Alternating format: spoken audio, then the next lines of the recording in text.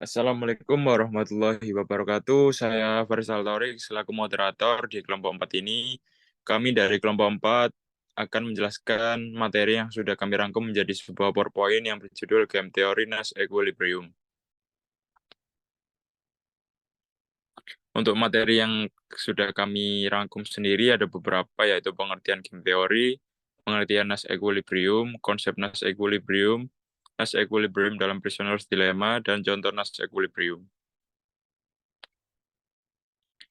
Untuk anggota kelompok kami sendiri, ada Anis Puspitasari dengan akhiran NIM 117, Sabilillah Rizka dengan akhiran NIM 118, Faris Altorik dengan akhiran NIM 119, Nuril Masruro dengan akhiran NIM 121, Muhammad Hadi Patmanegara dengan akhiran NIM 122, Asia dengan akhiran NIM 123, Bagas Nurdianto dengan akhiran NIM 124, dan Afriana Aulia Rahman dengan akhiran NIM 126.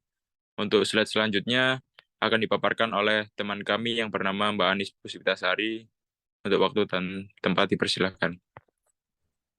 Baik, selanjutnya yaitu pengertian game teori. Jadi, game teori sendiri yaitu bagaimana perusahaan oligopolistik membuat keputusan strategis untuk memperoleh keunggulan kompetitif atas pesaingnya, atau bisa memperkecil ancaman potensial akibat langkah strategis pesaingnya. Next.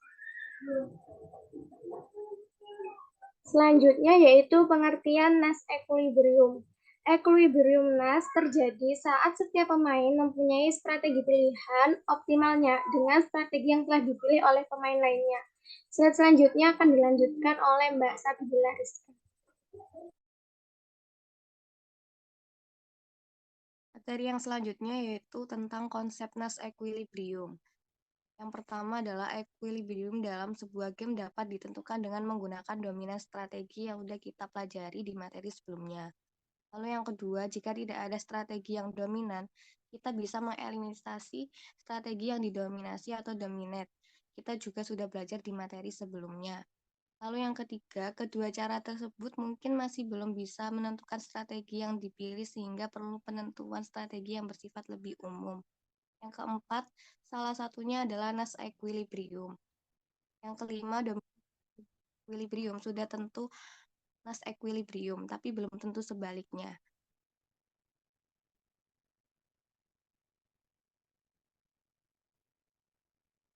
Konsep Nash Equilibrium selanjutnya yang pertama adalah suatu strategi dikatakan dalam Nash Equilibrium jika tiap pemain telah menentukan strategi optimalnya atau payoff terbesar berdasarkan strategi yang dipilih oleh pemain lain.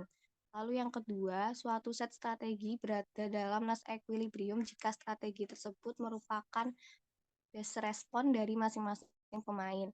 Yang terakhir yaitu best respon adalah reaksi atau respon yang menghasilkan payoff tertinggi saat pemain lain melakukan aksi atau strategi tertentu. Selanjutnya akan dibacakan oleh teman saya. Selanjutnya yakni Nash Equilibrium dalam Prisoner's Dilemma. Saat D confess A mempunyai opsi confess payoff min 5 atau silent payoff min 10. A akan memilih confess karena payoff-nya lebih besar. Jadi best response A dan B confess adalah confess. BR dalam kurung confess sama dengan confess. Nash Equilibrium terjadi saat kombinasi tersebut merupakan best response masing-masing pemain. Pada kasus kita adalah confess. Terlihat pada tabel terdapat dua lingkaran merah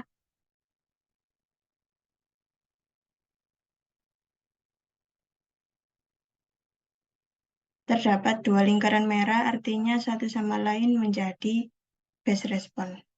Next.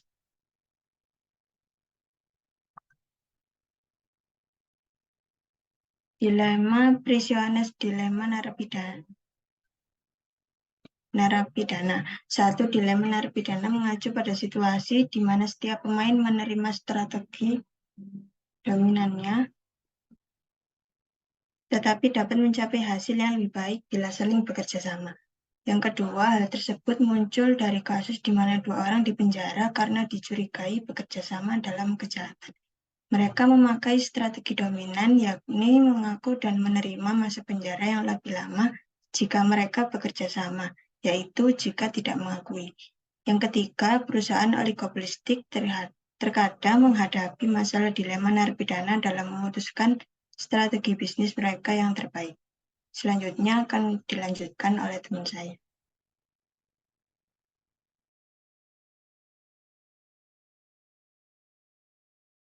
Ini saya akan menjelaskan tentang niche equilibrium dalam pengiklanan. Jadi di sini ada dua perusahaan, yaitu perusahaan A dan perusahaan B.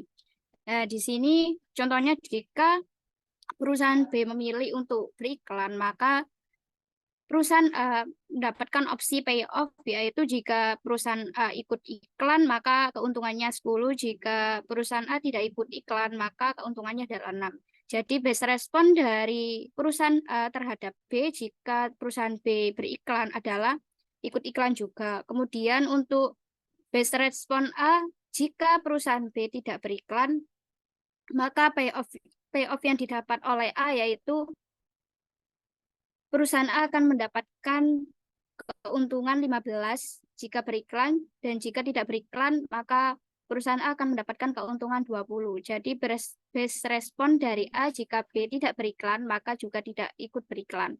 Kemudian base respon B jika perusahaan A melakukan iklan, maka payoff yang dimiliki oleh perusahaan B yaitu keuntungan 5 jika iklan, jika tidak iklan akan mendapatkan keuntungan 0. Jadi base respon dari B jika perusahaan A melakukan iklan, maka juga ikut iklan. Kemudian base respon dari B jika perusahaan A tidak melakukan iklan, yaitu B dapat mendapatkan payoff 8 dan 2. Jadi perusahaan B akan tidak mengikuti iklan juga karena akan mendapatkan keuntungan 8.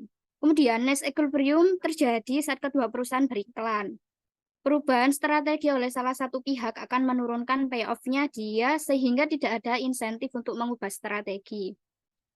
Jadi kesimpulannya dari niche equilibrium perusahaan A dan perusahaan B yaitu beriklan.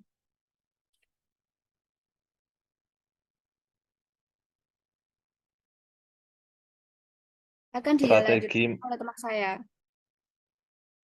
Baik, terima kasih. Strategi Maximin. Yang pertama, strategi niche equilibrium mendasarkan pada asumsi bahwa masing-masing pihak atau pemain berpikir rasional. Yang kedua, sehingga strategi yang diambil dalam niche equilibrium, pemain berasumsi bahwa pemain lain berpikir rasional. Yang ketiga, strategi Maximin adalah contoh di mana seorang pemain tidak tergantung pada rasionalitas pemain lain. Yang terakhir, inti strategi Maximin ini adalah menghindari strategi yang menghasilkan kerugian terbesar atau memaksimalkan minimum gain. Yang selanjutnya akan dilanjutkan oleh Mas Bagas. Selanjutnya yaitu strategi maximizing expected payoff. Yang pertama yaitu strategi lain yang bisa digunakan perusahaan adalah memaksimalkan ekspektasi hasil atau maximizing expected payoff. Yang kedua yaitu strategi ini berdasarkan asumsi bahwa pemain mempunyai perhitungan probabilitas setiap strategi yang akan dilakukan oleh pemain lain. Yang ketiga yaitu pemain tersebut menghitung expected payoff atas setiap strategi yang akan diambil dan memilih yang mempunyai nilai tertinggi. Selanjutnya yaitu dilema narapidana, analisis persaingan. Analisis persaingan harga menjelaskan bahwa tiap-tiap perusahaan mengadopsi strategi dominannya untuk menetapkan harga tinggi atau harga rendah, tapi dapat mencapai hasil yang lebih baik dengan bekerja sama dan melakukan hal kebalikannya, yaitu menetapkan harga rendah atau tinggi. Next. Oke, baik. Terima kasih kepada teman-teman yang sudah memaparkan. Dalam menghadapi masa depan yang penuh tantangan ini, mari kita ingat kata-kata bijak. Kita tidak bisa merubah arah angin, tapi kita bisa mengatur layar. Dengan semangat ini, mari kita bersama-sama mengatur layar hidup kita menuju keberhasilan dan pencapaian yang lebih besar. Terima kasih atas perhatiannya hari ini dan mari kita bersama-sama menjalani petualangan yang hebat. Bila ada salah kata, mohon maaf. Wabillahi taufiq wal hidayah. Wassalamualaikum warahmatullahi wabarakatuh.